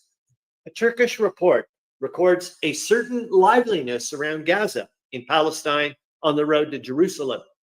It is some time now since any fighting of importance has been noted here or in the Mesopotamian area of operations, but the season of great heat is passing. There is certain to be some hard fighting in both areas. According to all accounts, the British forces, with the aid of acclimatized labor, I wonder if that means AKA Chinese, have accomplished wonderful work in improving transportation routes, bringing up supplies for renewal of the offensive and in other necessary preparatory works. Austrian forces have renewed without success their attempts to oust the Italians from the Banzisa Plateau. Persistent attacks were made with a great deal of determination, but according to the Italian account, they were all beaten off and a number of prisoners remained in the hands of our allies. There are evidences of an intended Austrian counteroffensive at other portions of the Italian line, and more particularly in the Trentino region. I wonder if that's the beginning of Caporetto. I don't know. These would indicate that the Austrian commanders have failed of their aim to shake the Italians in the Gorizia and Carso areas, and that they also fear for the line near to the coast. That they will succeed in loosening the grip of Cadorna's men does not seem probable. The Italians have shown wonderful courage and remarkable skill in overcoming the natural and artificial obstacles to an advance, and already are making good roads in Monte Santo, which only recently fell into their hands. They have much territory of a mountainous nature to pass through, defended by a stubborn foe, before they can march in extended array on the plains of Austria-Hungary. Yeah, and guess who's in charge of their dudes? You know who? Berejevich. But they are on the way. Their armies are said to aggregate over 3 millions, and owing to the restricted nature of the territory over which most of the fighting has taken place, they have not been able to make the full weight of their force felt. Dispatches from Paris, setting forth the attitude of France in regard to war aims, and especially respecting reparation for damages and the future of Alsace-Lorraine, are worthy of attention. They come at a time when London is expressing its suspicion of the apparent conspiracy between the German newspapers and the German censor, allowing the former to publish stories as to peace terms, which might be acceptable to the Allies. It has been stated before, and it cannot be... Oh, my God, do I ever love this? I was like, wow, this. When I read this, I was like, you got to be joking.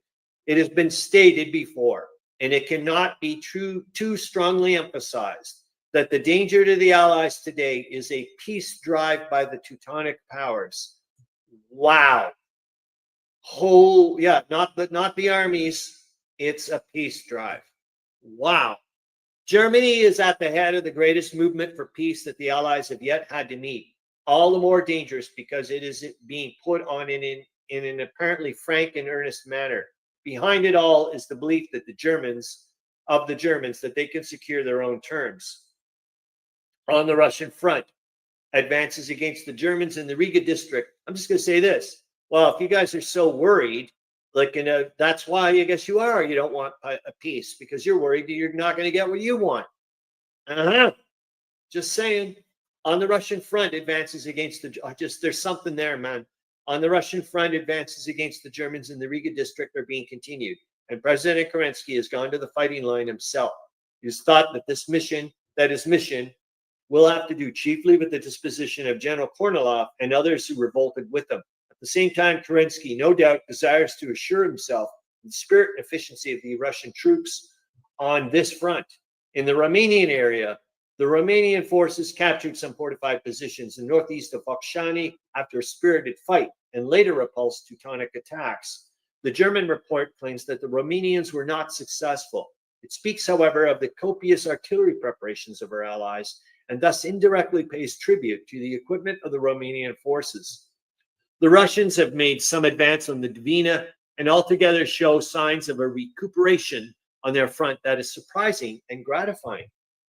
General Haig reports that the position east of Saint-Julien has been slightly improved as a result of engagements. The British also raided German lines in Inverness Copse, bringing back some prisoners, while the aviators continued their raids and photographic expeditions with some success. All these activities indicate movements on a big scale, which it is thought will not long be delayed. The view is strengthened by repetition of the reports via Amsterdam regarding the evacuation of a large number of places in Belgium and the erection of great defensive works by forced Belgian labor near the Holland frontier. It is also stated that a number of Belgian officials have been shot on various charges and that the reign of terror is becoming more bloodthirsty with the passing days. On the French front, the enemy has shown some enterprise north of Rennes, where a surprise attack on a French trench was beaten back after obtaining a foothold. Attacks on the Aisne were also beaten back, but none of the engagements were of real importance. There's been a large influx into Switzerland of German boys following notices in German newspapers that the authorities will in the future accept volunteers for the army from the age of 15 years up. The story is not confirmed, but it is a fact that many youths of tender years are now serving in the Teutonic forces, a number of them having lately been taken prisoners on the West Front. The Italians have again beaten back Austrian attempts to retake lost positions on the Benziza Plateau. There are hints and dispatches received by the Italian embassy at Washington of renewed offenses on a big scale on this front. At the moment, there seems to be a decided lull on most of the war fronts. So I guess that would be a great day to be sent to the front, and just that one day.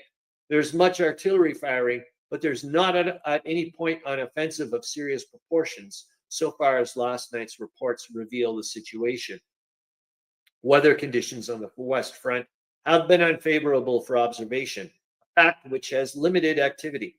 There's nothing of importance in the French night report, but the German report, perhaps with some exaggeration for home consumption, speaks of the French sending violent waves on the foe at one point. The French day report praises the work of the artillery in holding back the Germans along the Meuse. The Italian offensive has slowed down, but minor operations during the day brought in 200 prisoners on the Carzano, while the foe attacks on the Benziza plateau were repulsed. Lack of detail in the British Admiralty reports regarding the sinking of ships by submarines and mines prevents any sweeping inferences, but the report for this week has at least one cheering feature. This is that while the number of small boats sunk is larger than usual, the loss of vessels of over 1,600 tons is the smallest since the commencement of the German intensive submarine campaign. The total tonnage lost is not given, but the result, coupled with the recent news of the large steamer which, after 2 days maneuvering and fighting, escaped, gives ground for real encouragement. If the reported Edison invention for the deflecting of torpedoes can be proven successful and applied to the large steamers, the war will have been almost won, and the world will owe another great debt to this American genius. What the hell is this Edison invention that can deflect torpedoes? What the hell? There have been too many changes and discouragements of late in commencement with the Russian situation to justify any cocksure prophesizing, but just now there is a rift in the clouds. News received yesterday from Petrograd by the Russian ambassador at Washington contains a confident note. It is the present belief of the Kerensky government that they are top of the heap and have the situation in control. Well, that's their belief. During the last few days, the military situation around Riga has improved, and the Russian government believes that the Germans have shot their bolt and that they have not met the men or resources to follow up their advantage there. Signs accumulate and this is it, the last paragraph. The signs accumulate that the German people have become more and more weary and are longing for peace. The bravado of 3 years ago is giving place to hopelessness and the knowledge that victory can never be theirs. Hard on the heels of General Smuts' declaration.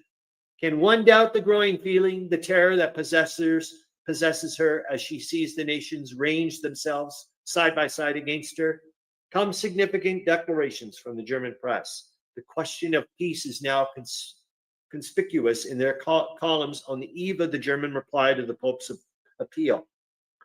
The Deutsche Tageszeitung says that the German government is reported to have abandoned all idea of control of Belgium, while the Rheinische Westfälische Zeitung says the question of Belgium was up last week and certain conclusions reached. It is quite evident that the Hun is at last impressed by the storm of worldwide disapproval his acts have raised and is looking for a way out which will save his face. Then why don't you give it to them if you already think the guy's given, but you guys want to go for it all? Sorry if I'm putting in my last little tidbit of editorial there.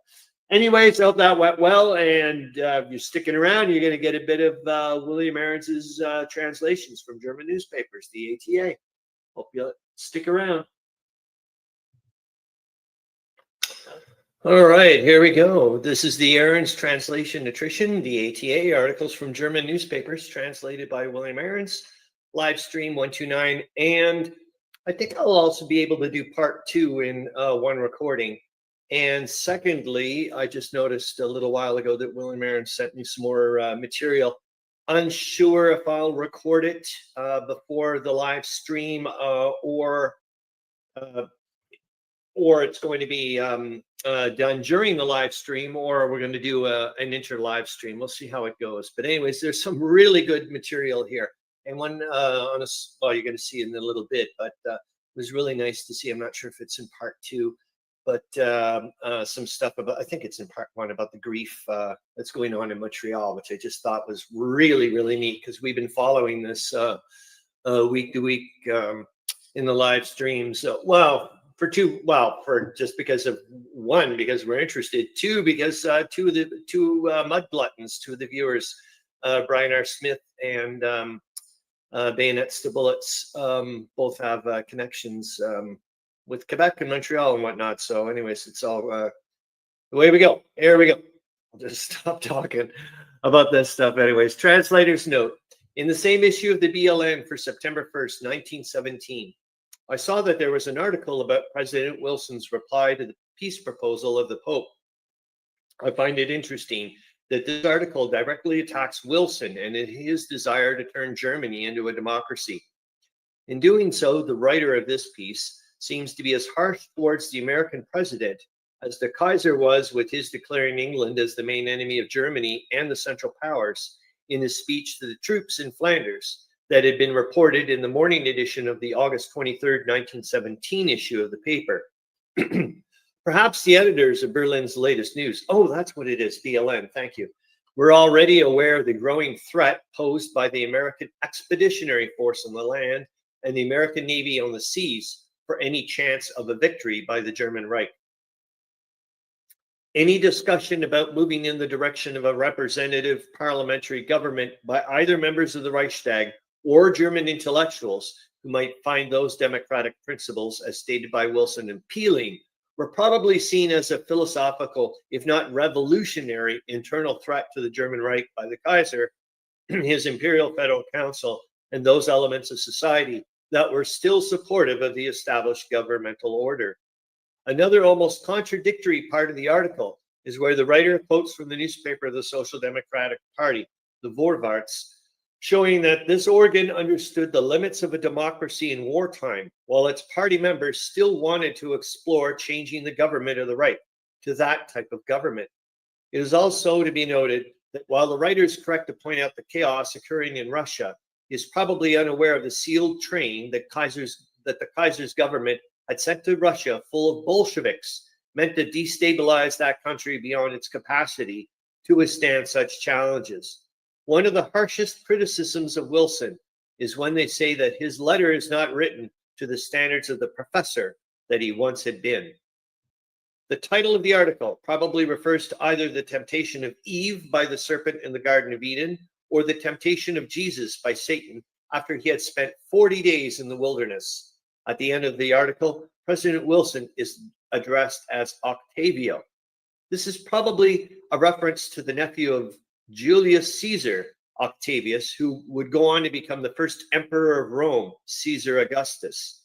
In giving Wilson such a name, the writer and editors of this article were probably making an allusion to the USA putting itself forth as a new Roman Empire, but that Wilson, as president of the USA, was not yet in such a position to claim to be such a leader of an imperial power, and would not be able to do so until it could be proven that the USA could help their allies to win this war. If they could not, then Octavio could never become Caesar Augustus with the ability to have other nations take his demands seriously. Holy smokes, I've just got to say, I don't know about other people. Do people realize that is not that material I just read out was from William Arends himself? That's, you know what I mean? This is not, I just like this is not that's not from a reporter from over 100 years ago or whatever, or fantastic stuff. Thank you so much. Anyways, let's get on to the news. Wow. Berlin's latest news, Saturday, 1st of September, 1917, evening edition. Wilson the Tempter. Never has the American delusion of grandeur revealed itself in such a naked manner as in Wilson's reply to the Pope. The writer of this reply, whose calm tone may be admired by others, has to understand that what he has written will make the blood surge through the veins of the Germans, or in English, make their blood boil. Germany is the focal point and the soul of this entire war, and therefore this document should speak directly to the Germans. Instead, what has been written here are unimportant, superfluous details. Thus, there is nothing in this answer that can be applied to Germany. Such an answer to the note would have had a much different content than Wilson has wanted it to contain. In turn, the words that he used were aimed towards the democracy that he wants to see in our fatherland, and not to our existing monarchical government. Those who want to see their belief that the idea of democracy takes root in our homeland are mainly to be found among the Social Democrats, with perhaps others being more secretly in favor of their program. There's also a left wing in the midst of the progressive parties, with their old South German party principles proving not to be strong enough to counteract this desire for democratic change, and the Center Party itself has in the person of Mr. Erzberger, someone who has attracted around himself a group of Reichstag members who would also call themselves Democrats. Mr. Wilson's words are directed to those individuals who would change the government of their right and who would look to him and others in the United States to be fair judges of how these changes should be implemented. A person can twist and turn Wilson's words as one will, but there's nothing else to take from this note other than that it is a formal petition to form an alliance with these German Democrats. The truth of this is already understood and made clear in their media organs. The Vorwärts forwards replied to their comrades in spirit on the other side of the ocean with staggeringly honest admissions. During war, no people are the masters of their own fate, not even in those regimes that are otherwise democratic. Wow, what a sentence. The most significant constitutional requirement of the democracies, which is the political right to the freedom of action of every single citizen, is upon an entry into a war a prerogative that is rescinded for some and a right that is diminished for all others. With such a truth being acknowledged, why should the individuals who are elected to be the agents of the people at our last free vote seek to become the responsible government made up of representatives in the Reichstag? But those who would make those changes say in good German, we Social Democrats are not alone in the camp that would fulfill the desires of Wilson, but we also hope that we will be joined by our many friends in the Reichstag. Now, all these friends are sitting together in the majority group where they support each other.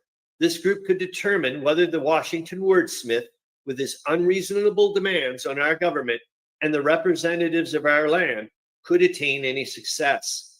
Many of them would have prayed in these recent hours, may the Lord protect me from my friends. I can take care of my enemies by myself.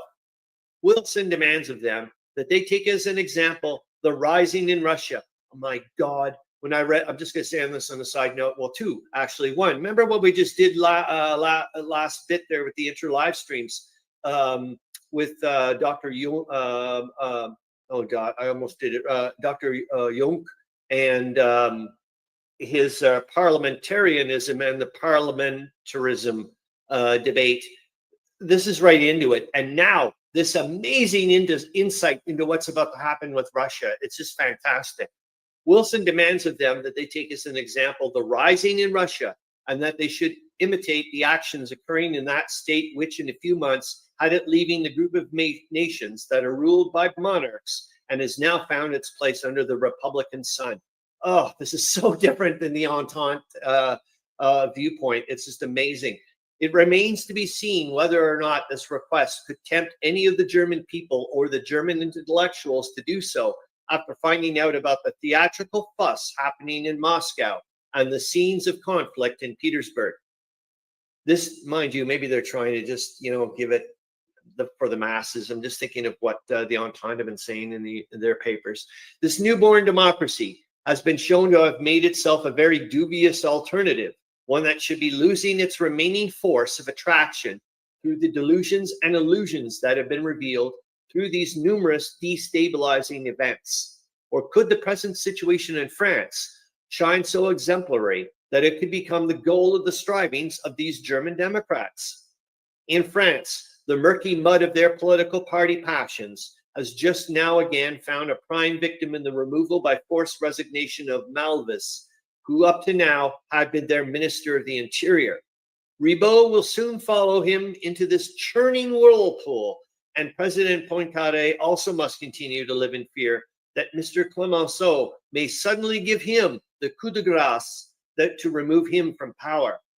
Are these the political dimensions around whose development our representatives of the people want to see as the radical change of our government that Wilson's shimmering words could decide for us? Might this then cause us to doubt the judgments and the insights of German patriots if they choose to persist in seeing things through Wilson's eyes? For even the gentlemen around Erzberger would have no desire to find themselves in such a role that they would be destined to play if they should fall victim to this tempter from America. The Central Party also must now realize how worthless is this answer to the Pope's note that in part derives from the foremost schemes of Wilson's mind. He has, with a contemptuous swipe of his hand, pushed to the side everything which in all seriousness the Pope and many statesmen from the leading war powers had proposed. To this Wilson had said, "Why should I care about the desires and beliefs of others when they are not moving along on the track that I have laid down?" This is the message he undoubtedly also conveyed to Pope Benedict XV. "I cannot follow your lead, for I want to go my own way." Those sentiments are, of course, exactly contrary from what the Pope had put forth.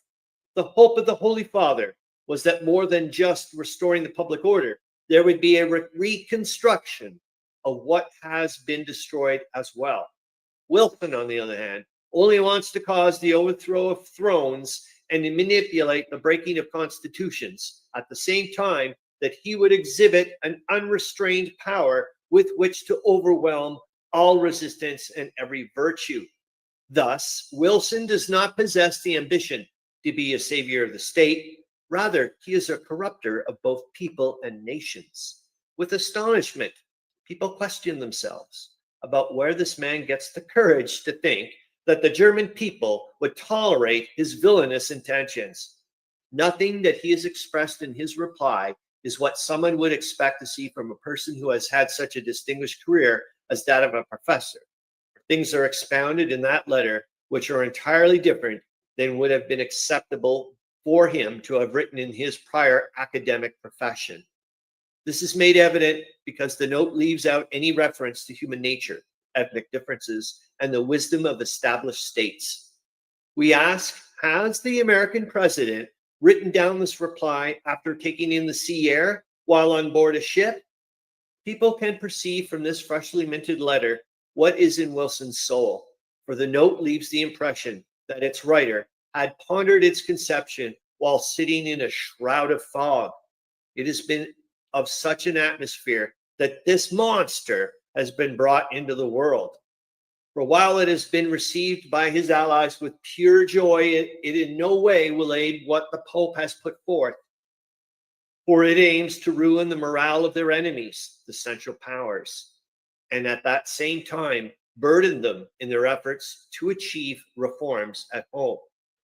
Whoever wants to quibble about this text may say that Wilson's reply has opened the door to conduct further negotiations with ourselves and our allies. We say instead that these proposals are not worth discussing and rather should be seen to be official insults. What Wilson in his stubborn head has cooked up has the same effect on any person with German sensibilities that waving a red cape has on a bull. The role and response to this from those whose job it is to counsel the nation must be to ensure that no one here should feel in any way humiliated by this note. For the prize we seek is not only about simply achieving peace. Because of this, we call over and across the wide ocean. This was no masterstroke, Octavio. All right. Thank you very much, William Arends. And now we're going to go off to part 2. Here we are. Translator's note. Looking further in the evening edition of the September 1st, 1917 issue of Berlin's Latest News, I saw these 4 short dispatches. After this, I will move on further into September, but both the brevity and the content of these pieces caught my attention. The last article of these 4 is quite revealing in that the writer is warning about the chaos and anarchy occurring in Russia, how the Constituent Assembly was not functioning, and how the provisional government was taking on the worst aspects of the Reign of Terror and the Directory during the French Revolution. Of course, all this is being made worse by the appearance of the Bolsheviks under Lenin, sent to Russia in a sealed train from Switzerland through the German Reich to Petersburg. The birth of the Soviet Union will soon prove to be the most perverse gift that the Kaiser and his government would give to the world. A gift of monstrous proportions whose malevolent consequences are still being experienced today. Thank you, William Arends. Berlin's Latest News, Saturday, September 1st, 1917, evening edition. The resistance to the Canadian conscription bill, Rotterdam, August 31st. The New Rotterdam Courant sends us the news out of Canada, gathered from reports taken from various newspapers. In Montreal, its mayor called a protest meeting, which was attended by 15,000 people. One speaker said that many Canadian soldiers are being held back in England so that Canada does not find out how they are doing. An officer and a soldier tried to contradict the speaker, but they were forced to take refuge in a streetcar whose windows were shattered by a hail of stones. At another meeting in Hull, in the province of Quebec, the president of the Dominion Trade Labor Congress accused Prime Minister Borden of breaking his word because he had requested conscription without consulting the Organized Labor Council. The speaker said he had heard from informed American sources in Washington that the Allies needed food and troops, and that it would be impractical to send a large American army to France and England, which would have to exert all its strength now to supply their soldiers. This speaker called Lloyd George one of the most ignoble politicians who had ever disgraced humanity. Whoa. The assembly, attended by 3,000 people, adopted a resolution against conscription. The exposure of Russian warmongers. TU Vienna, September 1st. The newspapers are reporting the revelations in the Sokolov trial. Remember, we were mentioning this last week, with sensational testimonies that are the irrefutable proof that the ultimate blame for the World War lies solely with the Russian belligerent. These revelations were also the talk of the day in diplomatic circles, less because of their content, which only contained new details, while it had long been established that Germany and Austria-Hungary had attempted to prevent the war and that the Entente statesmen were more inclined to want it to occur, but more because of the still interesting question of what had prompted the Novoye Vremya, which after all is a warmongering newspaper, to spread their revelations which expose the Entente to its core to the whole world. Ultimately, one can find no other motive for this than that the generals in Novoye Vremya today want to absolve the Tsar of any responsibility for the war. What conclusions can be drawn from this regarding the situation in Russia need not be elaborated upon. However, this time too, no one believes it will have any effect on the Entente nations themselves. Only complete helplessness will make rational considerations accessible. Parisian press and Moscow scrutiny, Bern, August 31st.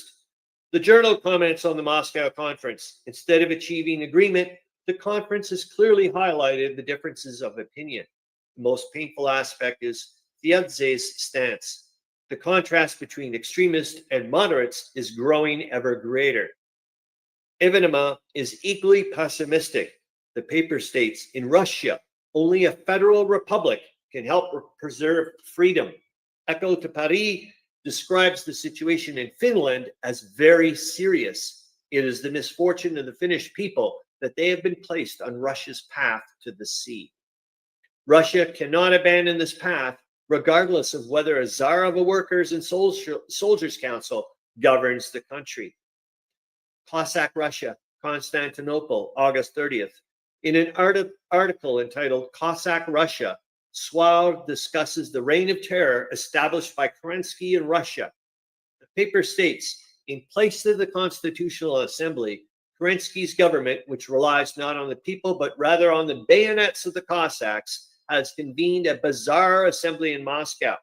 The paper recalls the resolution recently adopted by the Workers' and Soldiers' Council and states, it was only in order to oppose the realization of the people's will that the patrons of the Cadets, the party of the Constitutional Democrats, persuaded Kerensky to conclude a pact with the Cossacks and to create a new situation in Russia through English and American intrigues.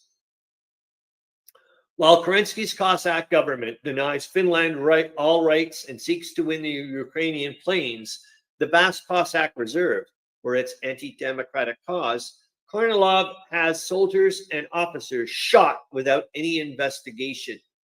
Bloody clashes between the Cossacks and the enemies of the provisional government in Petersburg are reported. The paper concludes, the democratic revolution in Russia is nearing its end. In its place, cadets and conservatives, supported by the Cossacks and the Black Hundreds, a group that supported the Tsar, we should go and look them up, are trying to reinstate an autocratic regime in the form of the Committee of Public Safety or a directory through fear and terror. But the peoples of Russia will not tolerate such rule. Hold on here. I just needed to sip a little water here. The anarchy that prevails in Russia today is a consequence of the stubborn refusal of the provisional government to convene the Constituent Assembly, which alone could give the peoples of Russia an opportunity to express their will. Oh, they're going to express it very much in a little tiny bit. Thank you very much, William Arends. And guess what? We're going to go and see if I'm going to go back here to the Black Hundreds. I'm going to hit pause and see if I can go off and find the Black Hundreds. All right, hold on. No, we're not going to look at the Black Hundreds. There's something going wacky with my computer right now. I'm going to try to end the recording and hope to goodness it saves, because that would really suck. Anyways, hope that went well. Right, let's see what happens.